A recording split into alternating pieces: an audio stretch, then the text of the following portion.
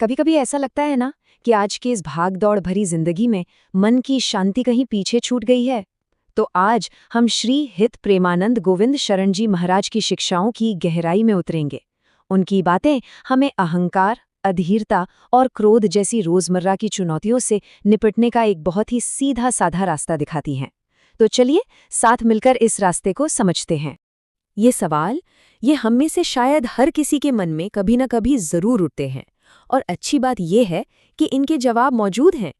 इस विश्लेषण में हम इन्हीं सवालों के एकदम प्रैक्टिकल जवाब ढूंढेंगे, जो हमें खुद को बेहतर बनाने की दिशा में एक साफ रास्ता दिखाएंगे। देखिए, किसी भी बड़ी यात्रा का पहला कदम अंदर से ही उठता है, और आध्यात्मिक यात्रा तो शुरू ही हमारे अंदर होती है। इसका सबसे जरूरी पहला कदम है अपने मन और अपनी भावनाओं की दुनिया को समझना और उसे साधना। इसकी नींव दो मजबूत पिलर्स पर टिकी है। पहला धैर्य को समझना और दूसरा अहंकार के स्वभाव को पहचानना। महाराज जी धैर्य को एक अलग ही नजरिए से समझाते हैं।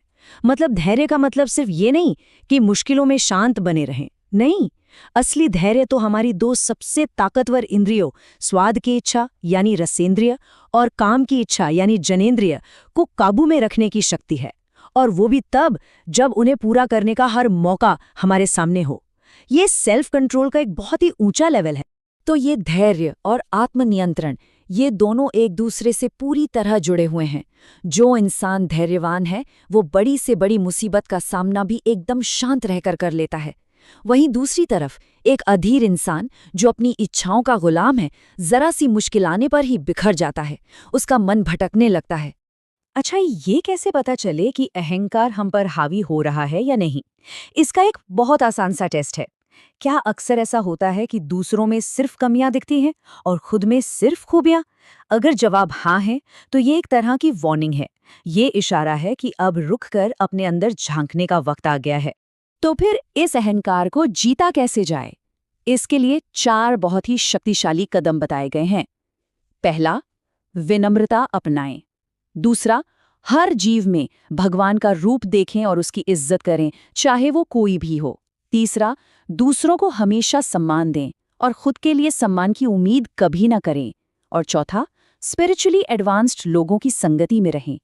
ये अभ्यास धीरे धीरे अहंकार की पकड़ को बिल्कुल ढीला कर देते हैं। तो जब एक बार हम अपने अंदर की दुनिया पर काम करना शुरू कर देते हैं तो हमारी यात्रा का अगला पड़ाव आता है, भक्ति का मार्ग।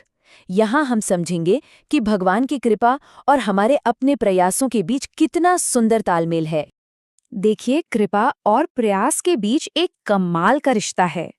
कृपा ही है जो हमें भक्ति करने की इच्छा और हिम्मत देती है, और जब हम भक्ति का अभ्यास करते हैं तो उसी कृपा को और भी गहराई से महसूस कर पाते हैं। ये बिल्कुल एक ही सिक्के के 2 पहलू हैं जो हमारी आध्यात्मिक यात्रा को ताकत देते हैं। तो इसे अपनी जिंदगी में कैसे उतारें?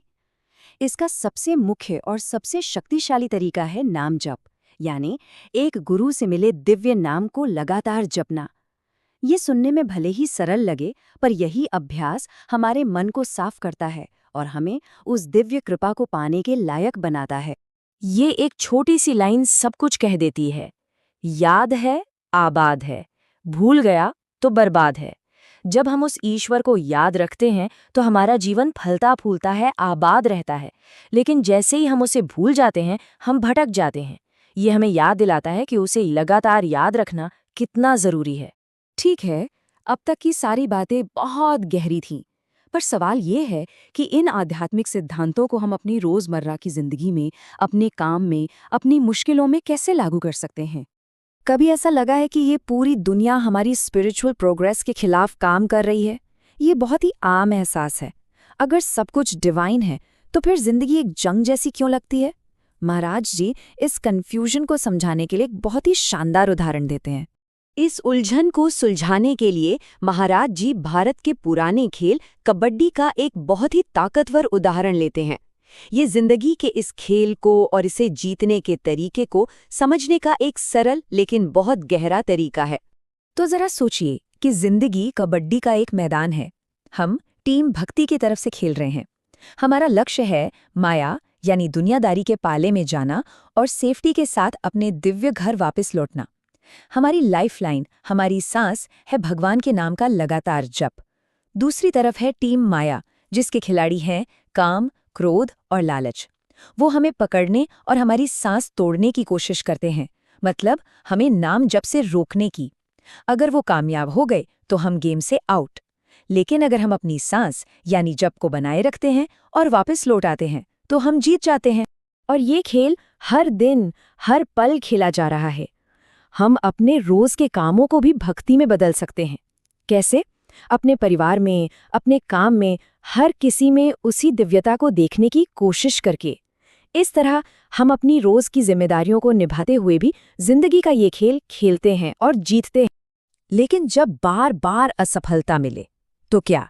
जब ऐसा लगने लगे कि कुछ भी सही नहीं हो रहा है, तो हिम्मत हार जाना बहुत आसान लगता है। ये एक आम समस्या है और महाराज जी इस पर एक बहुत ही मजबूत नजरिया देते हैं।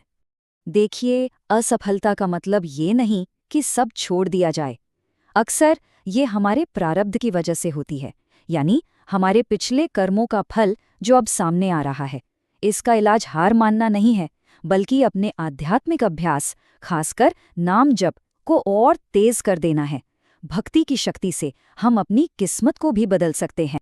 तो इन सभी चुनौतियों और अभ्यासों से गुजरते हुए हम अपनी यात्रा के आखिरी लक्ष्य की तरफ बढ़ते हैं, और वो लक्ष्य है परम विजय। जो आखिरी इनाम है वो दुनिया की किसी भी जीत से कहीं ज्यादा बड़ा है। माया के इस खेल को जीतकर हम भगवान की दिव्य लीला का हिस्सा बन जाते हैं। एक ऐसी अवस्था जहां दुख का नामो निशान नहीं होता, वो हमेशा के लिए खत्म हो जाता है। ये एक ऐसा लक्ष्य है जिसके लिए हर कोशिश जायज है। तो सवाल ये है कि क्या हम सब इस खेल को खेलने के लिए तैयार हैं?